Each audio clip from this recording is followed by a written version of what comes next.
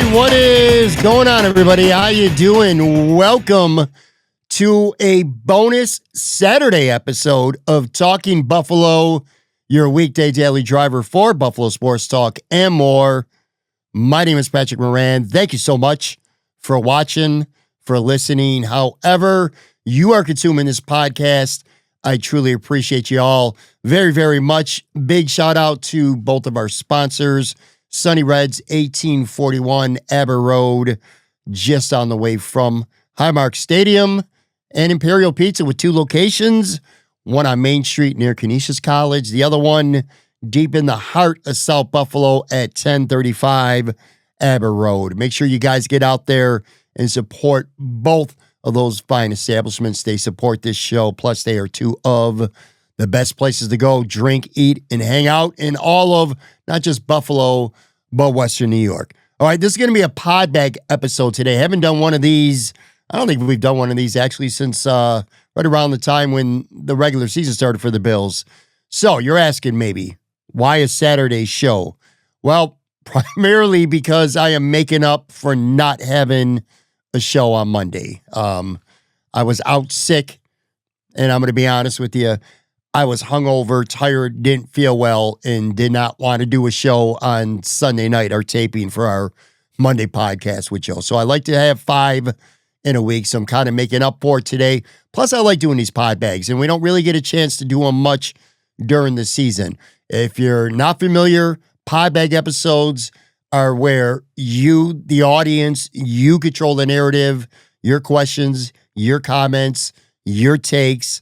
I pulled a handful of them from the Talking Buffalo YouTube page, a couple tweets, an email, and I read them out loud and kind of respond to them on this show. This is a weekend episode, so I'm going to try to not make this too long. But that's what we're doing today, man. And there's some good ones. A lot of what I would say ranging from frustration to disdain right now, quite frankly, with the Buffalo Bills. And I get it. I do.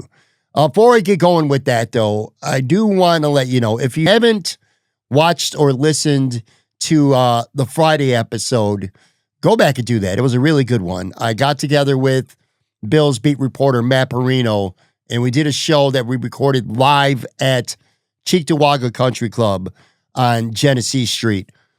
And it was really cool. And it was different, too. And I got to be honest with you. So I walked in on Thursday night because we streamed the Thursday night show for the Friday podcast. And I had never been there before. The owner, who's a really cool dude, man, he reached out to me with interest in doing a show. So we put something together and we made an agreement. Anyway, so I go there and I had never been there before. I had no idea what to expect. And it was really cool in terms of like retro, nostalgic type of feels for somebody like myself, because I grew up in the age of pinball machines and video arcades and putt-putt. Putt-putt's still a thing, but the other stuff, not really so much. Anyway, this place had a little something for everybody. Like I said, tons of pinball games, old school video arcade style games like Mike Tyson Punch-Out, Donkey Kong I saw there, Pac-Man, Tetris, so many more. They had a foosball table, they had a pool table, dartboards, skee ball, something else from my youth that really brings me back when I see that. All kinds of stuff like that. And then they had an 18-hole mini golf putt-putt course, which was funny because some of the holes were typical and some of them were hard and a few of them were pretty much impossible. There's a couple where you're literally putting on hardwood. It was interesting. It was fun. But anyway, a lot to do there. And then they have a snack bar. You can order sandwiches, stuff like that. Some beers you can grab right out of the fridge that they have there. It was really cool. Great vibe. But when the show started, the first like maybe 10 minutes of it or so, I was kind of, I wasn't in my element. Like when I do these live shows on the road, usually it's at a bar like Sunny Reds or like Imperial, and I've done plenty of other bars too, but it's just loud. You hear a lot of background noise. Music could be going, tons of people in the back just makes, that ambient noise. And I just got really used to it. This, when we did the show Thursday, because it was quiet in there on Thursday night, not that there wasn't people there was, but it's just a different vibe. And it was almost, to me, eerily quiet. So I go back and I listen to the episode back, and like the first 10 minutes, I could just tell I was kind of like out of my element. But then I got into a stride, and Perino is as always. I mean, he's been on the show so many times, 20 times actually, to be exact. We had a great conversation about the Buffalo Bills. I mean, we had our typical banter, small talk, learned a lot about his Atlanta trip last week, just, general conversation. But when we really dug into the Bills, it was awesome stuff. So make sure you go back and listen to it. And like I said, if you haven't been there, that Cheektowaga Country Club, I will be back. In fact, I can't wait to go back there and do something.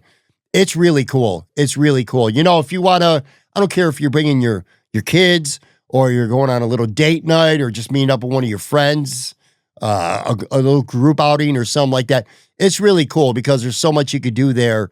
And if you just want to sit down and have a beer or a seltzer or whatever and have a conversation, that's pretty cool. You go to these bars and they can just be so loud, sometimes you don't even hear yourself talk. So it's kind of like a coffee house in a way, but with video games and other kinds of activities that you could do and putt-putt. So really cool stuff. Cheektowaga Country Club. Make sure you guys go check it out. I can't wait to get back there. I'll tell you, my conversation with Matt and most of these submissions in this Podbag and just the general vibe and mood on social media this week, I'm kind of almost like wrestling with being surprised at how much negativity, quite frankly, there's been towards the Buffalo Bills. And again, I do understand the Bills started out 4-0. I get it. And they're the Super Bowl favorites, which, by the way, they're still right near the top of the Super Bowl favorites. And they've lost 2 in a row, and they have not looked good in doing so. And quite frankly, other than the Jets game, they haven't really looked that good this season. But they're 4-2 going into the bye. They've been 4-2 for the last 5 years, although you can argue, and it would be fair, that this year feels a little bit different. That's not unreasonable at all. But it's almost like you would think the Bills right now were 2-4, not 4-2. That's the way it feels to me anyway. And I don't know, I've just kind of been taken back a little bit because I'm the one typically who's the big time knee-jerk reactor, the overreactor, the one who goes and with my takes over the top. But it's been surprisingly, at least to me, surprising that I've heard as much negativity, in some cases almost borderline disdain right now about this organization, what they've done and what they've not done. And I got some submissions that we're about to get to. I just want to add this on my own, and it kind of weaves in and out with some of the submissions and topics that we're going to hit on. When I look at this team right now and I take a step back and the emotion from Monday night losing at Atlanta, to me, that's gone. Right now, I feel like I'm very level-headed, very calculated and measured with how I feel about this football team. And this is where I've arrived right now. I think offensively, while everybody's clamoring for a wide receiver, and make no mistake about it, I would be very pleased if the Bills went out and traded, whether it's Rashid or Olave from New Orleans, a couple other receivers around the league. Some of them just aren't happening. I don't know why people are even discussing them, like Jalen Waddle, for an example. That shit ain't happening. But adding to the room with the receiver, that wouldn't make me happy. I'm not saying I don't want that. That said, I think this offense is going to be fine. I think they're going to, for the most part, figure it out. They did last year. This is the same offense, folks, as a year ago with Josh Palmer and with a more seasoned Dalton Kincaid, and at some levels, a more seasoned Keon Coleman. The offensive line's still great. Josh Allen's demise, if you're thinking it's coming, I think is going to be greatly exaggerated. The dude is still an MVP caliber football player. James Cook has taken that next step. The offense, I think, is going to be fine. They stunk in Atlanta. First of all, every team has a stinker or two throughout the season, and I think we're kind of forgetting about that. We're fixated on the Bills. I understand. It was just a bad game, okay? And on top of that, no Dalton Kincaid, no Curtis Samuel, and Josh Palmer, who looked great early on, 2 catches for 60 yards early. He got hurt.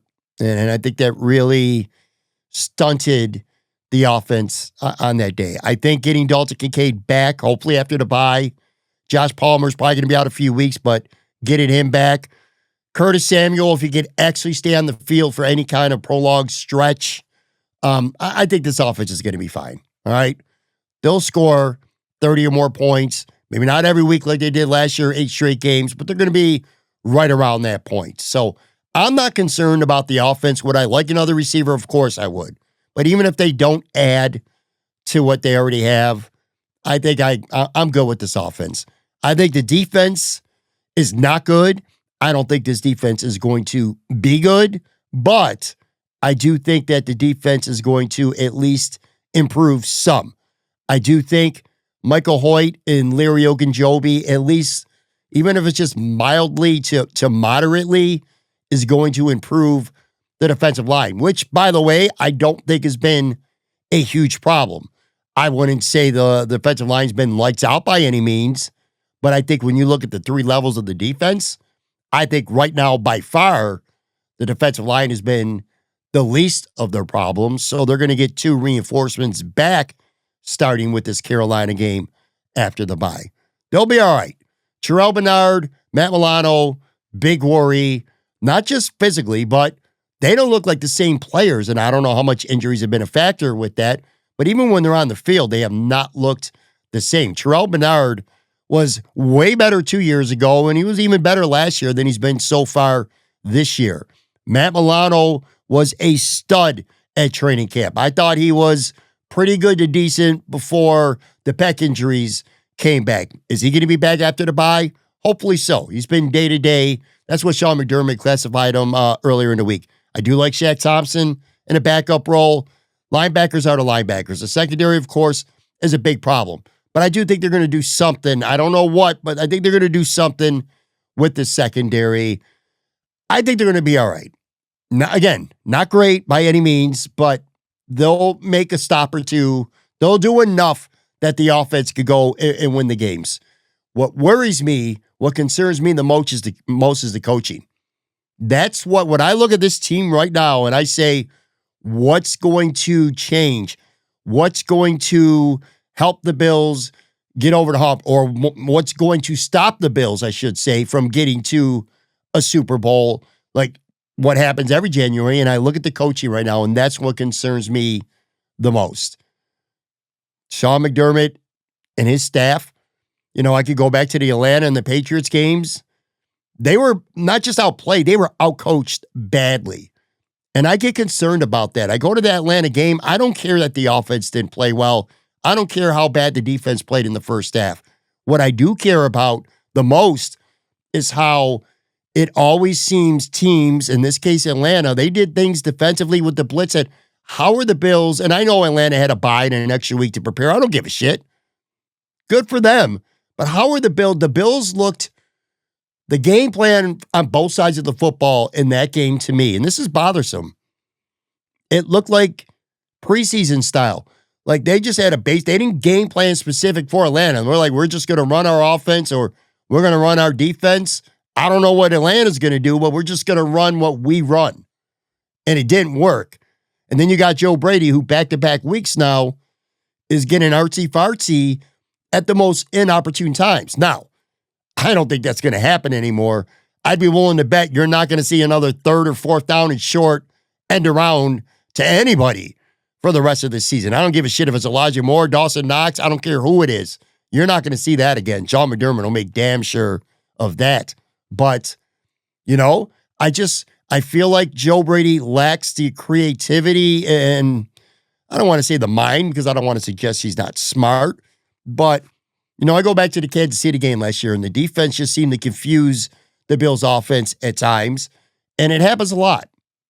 And I don't know what adjustments, what wrinkles that we haven't seen. Like, is he saving everything for January? Because this is like a very plain vanilla, we're going to tell you what we're doing, stop us if you can type of offense. That's what it was like last year. That's what it feels like this year. And James Cook needs to be involved more. They need to get the running backs involved more in the passing game.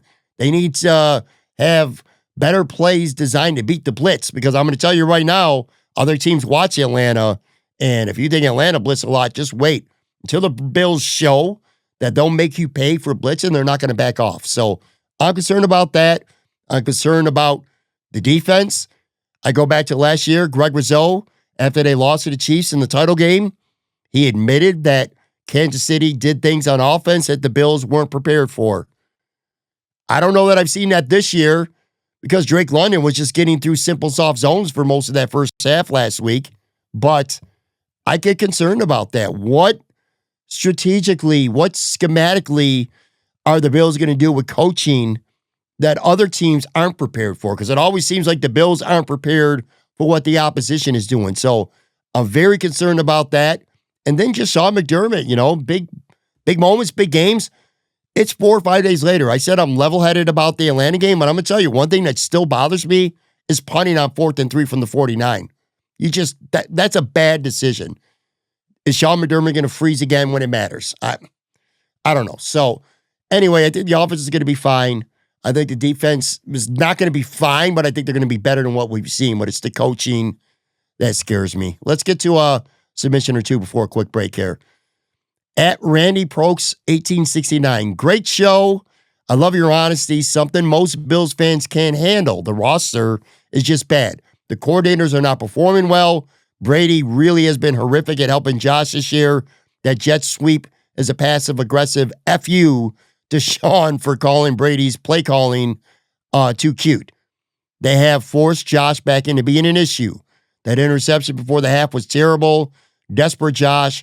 Time for this regime to be ousted if the season plays out like I think it will. Inexcusable. Jim Kelly at least reached Super Bowls. A more talented Josh Allen has never gotten there. That's sad. Well, thank you for the submission. I appreciate the props too. I do try to be honest. And to be fair, though, I'm not unique. I think a lot of content creators do. You're right about the coordinators. I just talked about it. I think it's a very fair criticism, and I think it's a major reason why the Bills are not only just 4-2, but haven't really looked good for the most part this season. I will say, I don't think the jet sweep was a Brady saying F you to Sean McDermott. I'll put that out there. I mean, come on, what are we doing here? But it's just a dumb, cute call. And Joe Brady's been victim of doing that at times. And Sean alluded to that the week before in the Patriots game. So, like I said, I think Joe Brady tends to be a little too predictable. Stop us if you can mentality. And just, he had no answer for what Atlanta was doing in that game. And Babbage has been bad at times too. Some of his decisions have been baffling. Little more of an injury excuse, though, on the defensive side, between Ed Oliver being injured for 4 of 6 games this year. Matt Milano banged up twice now.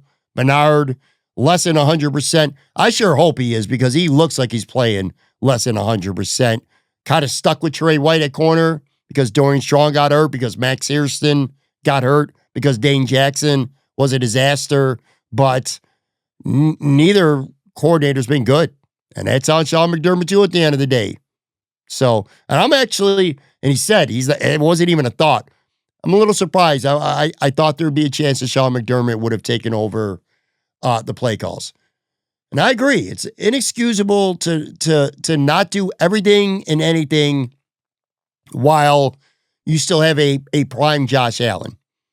And it's frustrating. And I think Josh is getting really frustrated too.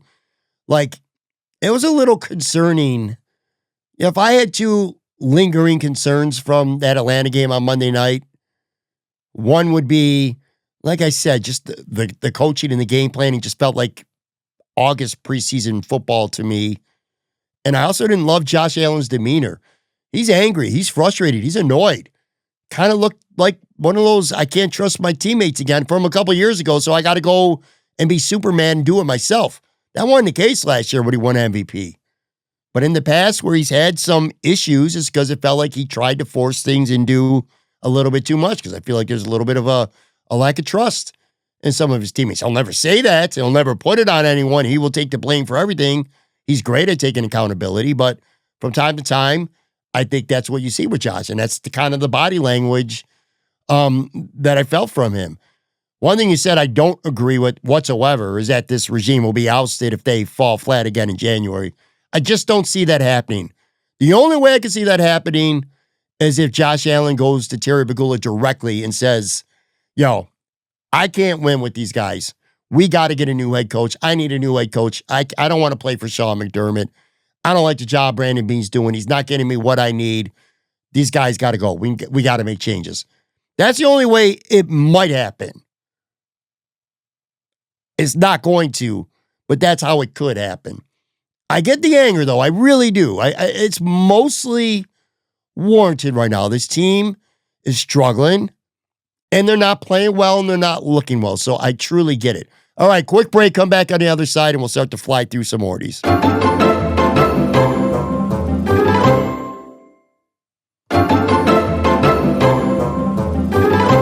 All right, happy Saturday. We are back with another edition of the Podbag at Brian P. 150H, and I'm going to start to fly through these a little bit quicker now.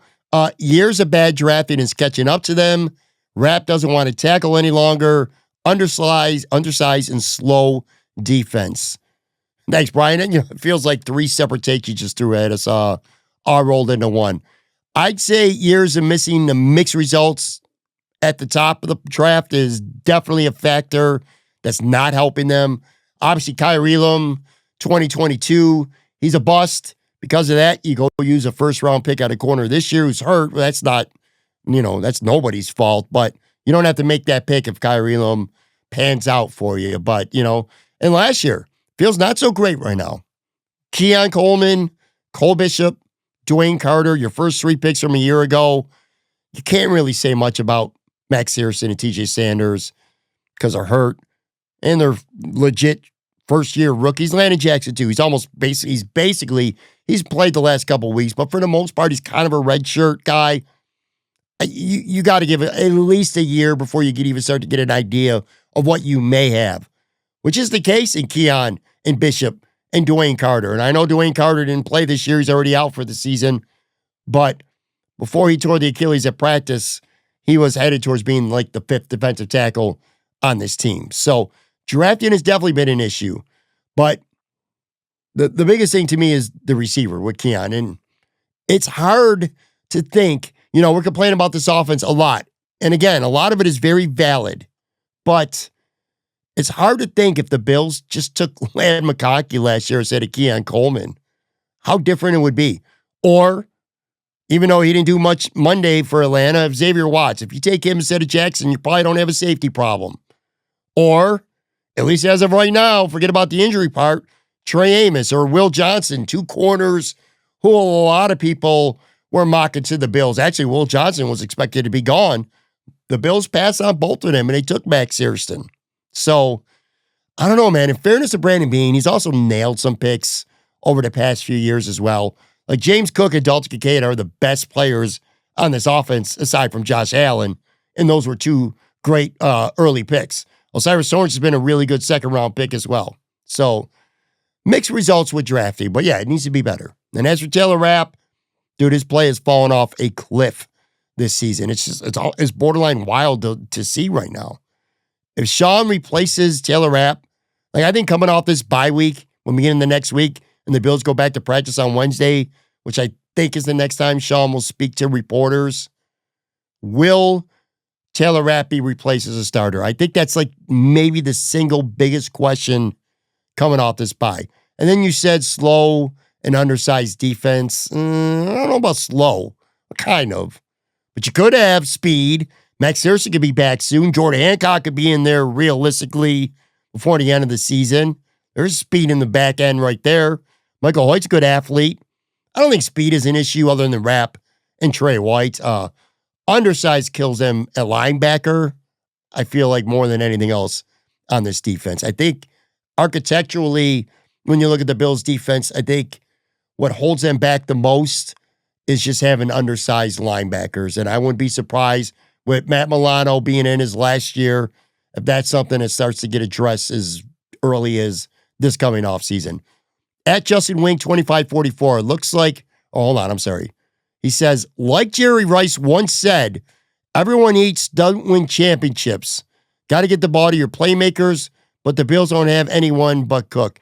All right, I'm reading this because if you're listening to the show, folks, I legit want to know, did Jerry Rice ever say that? Or is Justin Wink 2544 making that up? Because I have never heard any of that from Jerry Rice. So I don't buy that. Anyway, Kincaid is a playmaker. Palmer and Samuel can be too. They just can't be trusted to be on the field, those two guys. Most offenses around the league don't have more than two playmakers anyway, but I think the Bills' playmakers are good enough. Could they use another one? Yes. Yes. Sometimes two's all you need, by the way. Look what Atlanta did last week. Drake London and Bijan Robinson just killed the Bills. So, I don't know about that. At Zen Boulder, zero separation. Keon Coleman is a problem.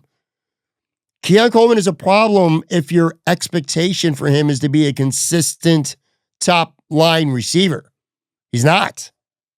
And he won't be. He doesn't have enough of the skills, primarily separation, to be a great boundary receiver. And I don't think that's going to change either. Now, if your expectation is for Keon Coleman to come through with a handful of times or even a handful of games where he looks great, there's hope. He's the guy that, a few games per year, he's going to come up huge. Tennessee last year, Seattle last year, Baltimore this year. But again, he's also more likely to be the guy who has 3 catches for 25 yards than 6 catches for a $115. And in fairness, some of that's not his fault. There's a large school of thought that he'd be best served to be a big slot. The problem is Dalton Kincaid was drafted to be a tight end / big slot a couple years ago. And Khalil Shakir is a slot receiver. Khalil Shakir is a hell of a lot better in the slot than he is at the boundary. So, and you just gave him an extension. That's why I go back to the way I felt in April of 2024. It never felt to me like Keon Coleman was a great fit for the Buffalo Bills. And you look at historically, like what Josh Allen performs best with. Guys like Diggs and Beasley, Emmanuel Sanders, John Brown, smaller, get open quick, separators off the line. And Keon Coleman is much more Gabe Davis or Kelvin Benjamin than he is those guys. That's a Brandon Beane thing to me. The maturity stuff, the issue, I don't know what's going on behind the scenes, but I don't know. If you're saying that he's improved maturity-wise now, but yet he's still, been suspended, or not by the team, or disciplined by the team, I should say, twice. What was he like coming out of college at that point then? Big mystery to me. I don't know. I'm not saying I'm out on Keon Coleman. I just don't think you should be looking at Keon Coleman as your number one receiver. I don't think he's ever going to be. At Captain America, now we know why Keon wears 0. He's just letting us know how much separation he'll be getting. Solid disc, dude. I wish I had a little bit of a laugh track to plug in on my mixer right here. At Cats, we're writing down now. At Cats 9071. The history rewrite it is crazy from Joe. Must be talking about Joe from Queens earlier this week. Everyone was bitching and moaning about the defense the past 3 seasons. We couldn't get it done with that big wide receiver one in Diggs.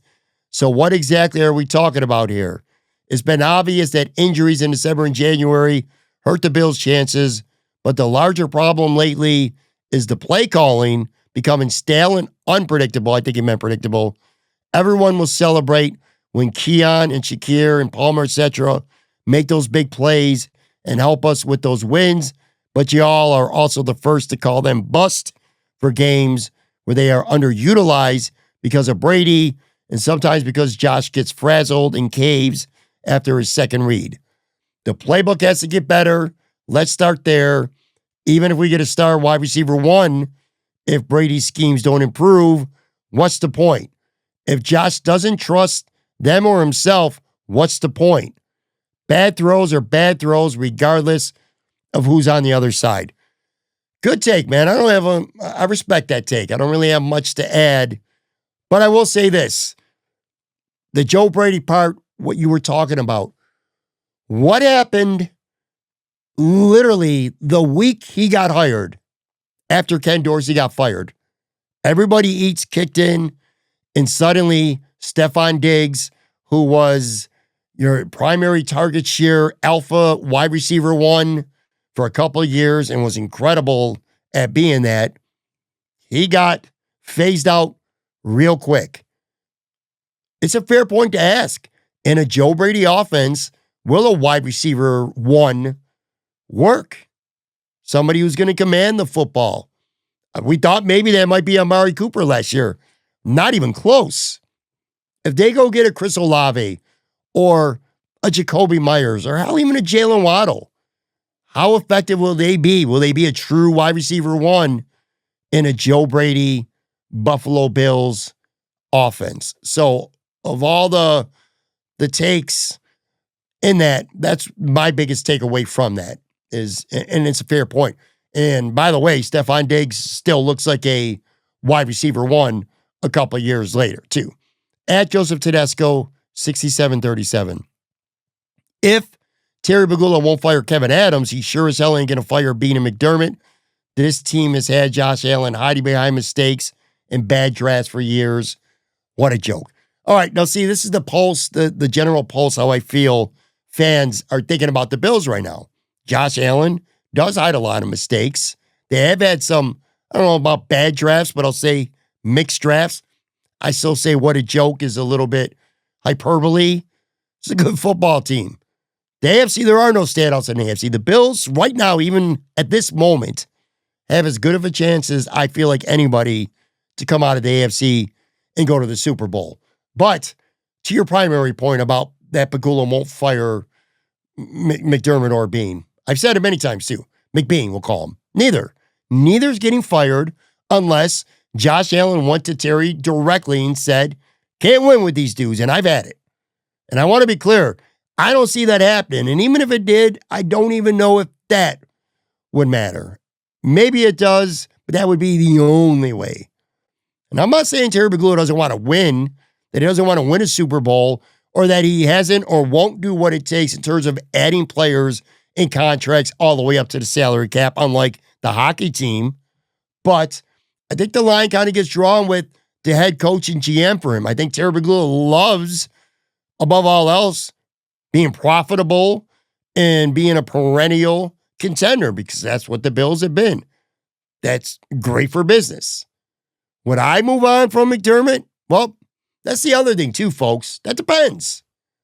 If the Bills, let's say the Bills win the division or they don't. They're in the playoffs and let's say they lose in the divisional round. They get to the second round, they lose again. And you move on from Sean McDermott. Who are you moving on for? Are you making a change to make a change? Because I don't think that's the answer. Now, if you move on from Sean McDermott because you know that he can't get you over the hump, and you know someone else that could get you over the hump, I get it. But who's out there and available that you're so much more confident in right now? Andy Reid, he ain't coming here. Sean McVay, he ain't coming here. Those guys don't grow on trees, and they ain't going anywhere. So give me a coach, and I'm not saying there isn't any. I'm not saying the Bills are stuck with Sean McDermott if they don't want to be, but you can't just make a change to make a change. Give me somebody who's available, who's out there, who's going to come to Buffalo that is better than Sean McDermott, that is going to get this team over the hump. As for Bean, I don't think he gets fired, but I do think the heat gets turned up on him some if guys like Keon and Cole Bishop don't start to step up, and if guys that he paid very well and extended like Bernard and Groot and Shakir, if they don't pick it up a little bit too.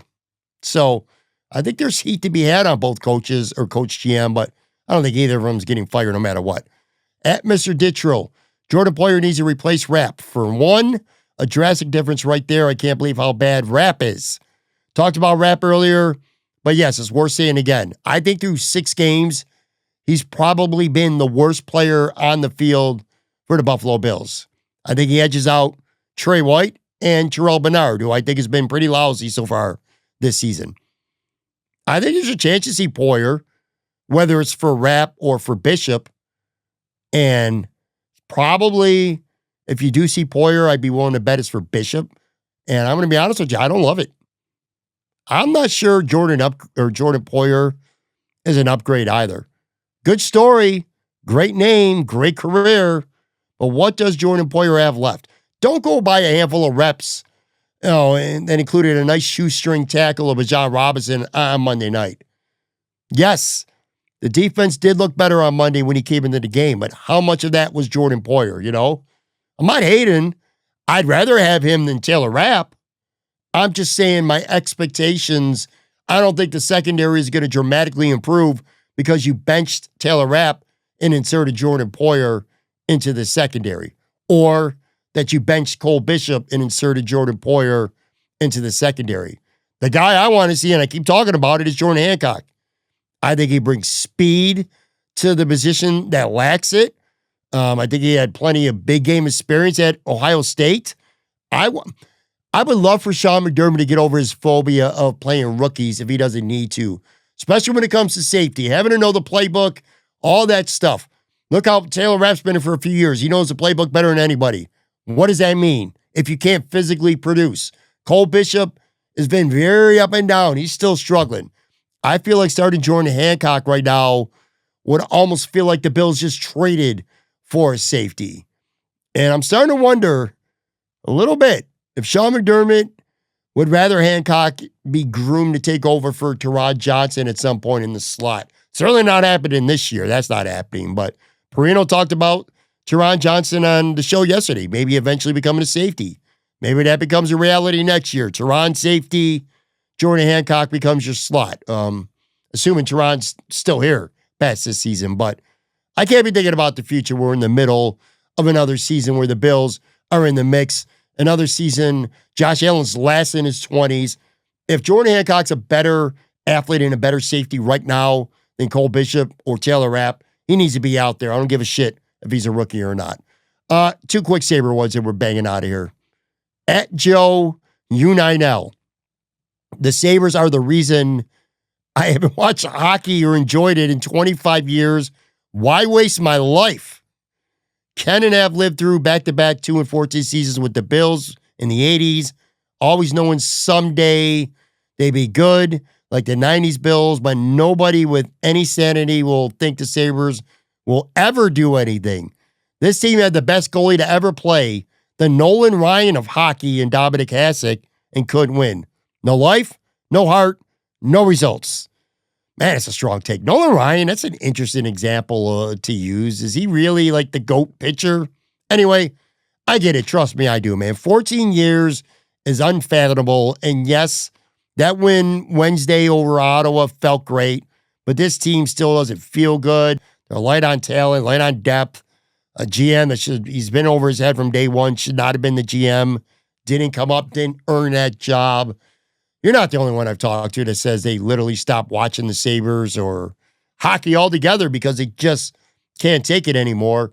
And I've said it on this show. I'll say it again. I'll never criticize how any Sabres fan feels about this team. If they're optimistic still and that's the path they want to choose, good for you. If you're over them, if you're frustrated, if you think they suck and they're garbage, understood. If they've turned you off to a point that you don't even want to follow them anymore, you don't even give a shit, I understand that as well. Last one here, at Douglas Thompson, BN6FS. Lindy Ruff learned picking on any one player from Scotty Bowman, who famously used that tactic in the 70s, with the 70s Habs dynasty. All right, that was in response to me earlier in the week. I was really annoyed that it felt like Yuri Kulik was being singled out by Lindy Ruff for the first 3 games. Dude's a number 1 center last year, and I thought he played really well. And he skated with Kozak and Malenstein by game 4. That annoyed me. And this is after Josh Norris, is already going to be out for at least 2 months, probably more. It just felt stupid to me. It felt like he was being unfairly called out. Smarter hockey people told me He hasn't been playing well, a little bit lazy. I get it, but you have him on the fifth line at practice, threatening to scratch him. There's lots of other guys. Now, I know Jack Quinn responded. He had a 2-goal game on Wednesday. But what did you see from Jack Quinn through the first 3 games that didn't feel punishment worthy? I saw a lot. He stunk. Lots of these guys have stunk.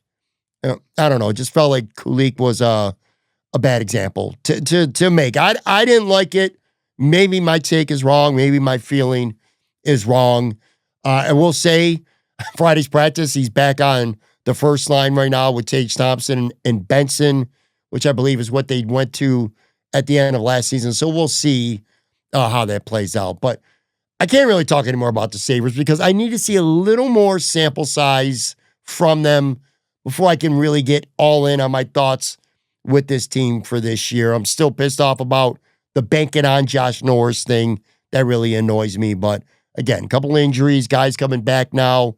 We'll see how they play out over the next handful of games, including, if you're listening to this Saturday morning, they have a Saturday matinee against Florida. It's going to be it for today. Sunday night on the video side, as always, I'll be live with Joe from Queens, and we will have a lot to talk about, especially obviously with the Buffalo Bills, and we'll get into some other things as well. But anyway, thank you so much for joining in here on this bonus weekend episode. Appreciate your time as always. If you're not following or subscribed, please make sure you go ahead and do that as well. Have a good rest of your weekend. Podcast Monday, video be live again. Talk to you Sunday night.